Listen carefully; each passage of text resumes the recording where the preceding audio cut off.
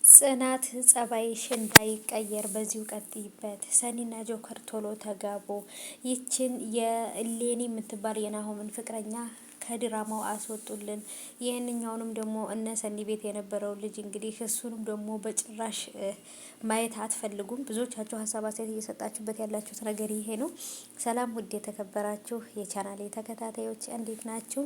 ከኔ ጋር ሁሉ ሰላም ነው። ሰላማችሁ ብዝት ተተረፍ ይበልልኝ ባላችሁበት ውድ ቤተሰቦቼ። ለዚህ ቻናል አዲስ ከሆናችሁ እንደተለመደው ሰብስክራይብ አድርጉ ማለት ነው ውዶቼ፣ የኔ ወርቆች። እንግዲህ ስራ ቢዚ እንደሆነ አውቃለሁ ሁላችንም። አብሽሩልኝ አብሽሩልኝ። ረመዳን ገብቶልናል። እንግዲህ ያው በሰላም ደግሞ ምንጾመን የምንጨርስ ያደርገን።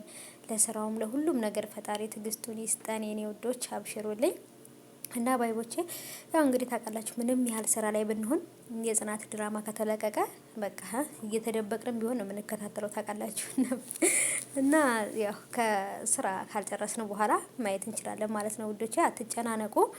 እና ያው ስለምንወዳቸው በቃ በሰዓታቸው ስለሚለቁልን እኛም እንከታተለዋለን ማለት ነው። እና ውዶቼ ጽናትና ኪራ ፍቅራችሁን ያዝልቅላችሁ። እንደዚህ ሁኑ፣ እንዳትቀየሩ። በቃ ብዙዎቻችሁ በጣም ደስ ብሏቸዋል። ጽናትም ረጋ በማለቷ ሰከን በማለቷ ደስ ብሏቸዋል። ግን ሀና ከጽናት ለማምለጥ ብላ ያደረገችው ነገር ኪያንና ፍቅረኛዋን እንዲጋጩ አድርጓቸዋል። እና እንዲሁም ስራ ቦታ ራሱ ሲሄድ እሱም እዛ ቦታ እንደተቀጠረ ራሱ ኪያ ረስተው ምን እንዳለች ታውቃላችሁ?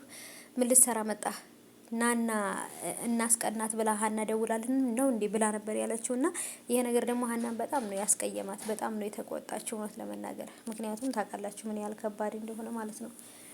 እና ሀባይቦቼ እስቲ እንግዲህ ሀንዬና ኪያም እና ሀባይቦቼ እውነት ለመናገር ኪራም ጽናትም ናሆም እና ምሩም ያሉበት ሁኔታ ላይ አሁን ላይ በተለይ የጽናትና የኪራ ይሻላል ከበፊቱ። አሁን ላይ ተሻሽለው ነው ያሉትና ግን የናሆም እና የምሩ የሰኒና የጆከር ግን ሁሉም ነገር እንደ በፊቱ እየቀጠለ ነው ብዬ ነው የማስበው። በቃ በጣም የሚያስፈራ ሁኔታ ላይ ነው ያሉት። በእርግጥ አሁን ላይም በጽናትና በኪራ መሀል ላይ ሌላ አዲስ ነገር ሊፈጠር ነው።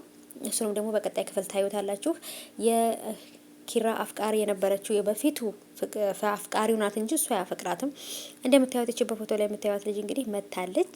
ይችም እንግዲህ የመጣችው አሁንም እርግጠኛ ነኝ ጽናትና ኪራን ለማለያየት፣ በተለይ ደግሞ ከእሌኒ ከናሆም ፍቅረኛ ጋር አንድ ላይ ከሆኑ እልምልም አድርገው ድምጥማጣቸውን የሚያጠፋቸው ብዬ ነው የማስበው። ከሚስቶቻቸው ጋር ያለያዩዋቸዋል ብዬ ፈርቻለሁኝ። ብቻ ግን እስቲ ወንዶቹ አሁን ላይ በጣም ትልቅ ችግር ውስጥ ናቸው ያሉት። ያለፈ ህይወታቸው እየተከተላቸው እንግዲህ እያስቸገራቸው ነው። ብቻ ግን ከምንም በላይ በማላቸው መጣላት ቢኖርም ተነጋግሮ መፍታት የሚባለውን ነገር በደንብ እንትን ሊሉበት ይገባል ብዬ አስባለሁኝ ውዶቼ። እስቲ በቀጣይ ደግሞ እንግዲህ ምን አዲስ ነገር እንደሚፈጠር አብረን እናያለን።